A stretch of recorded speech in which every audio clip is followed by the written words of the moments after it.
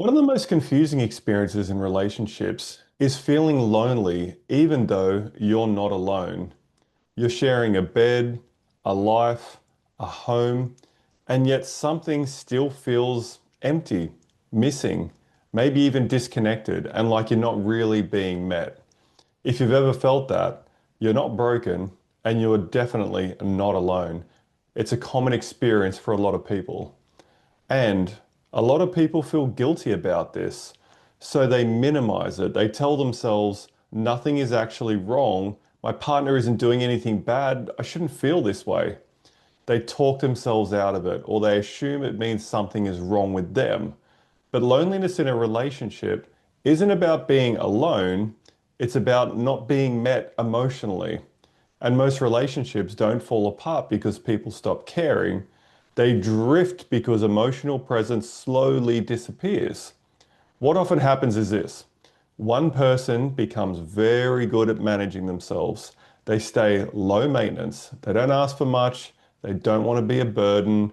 The relationship keeps functioning, but it stops feeling alive.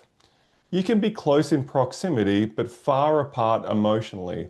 And over time, that distance feels like loneliness.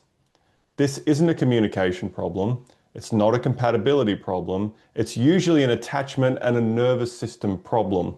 And people protect connection in different ways.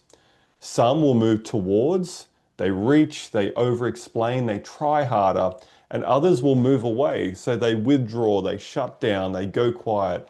Now, both of those are trying to feel safe, but in different ways. And when neither person feels emotionally accessible, the loneliness sets in, even inside of the relationship. So here's a question for you to sit with. Where do you feel lonely in your relationship? Not abandoned, not rejected, just unseen.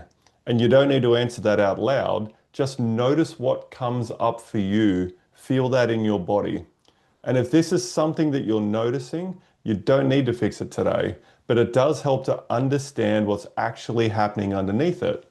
So I've linked a structured starting point below for people who want to work through this in a grounded and supportive way. You can take your time with it. Loneliness is not a personal failure, it's a signal. And when you learn to properly listen to that signal, your relationships can change in ways that most people never get shown.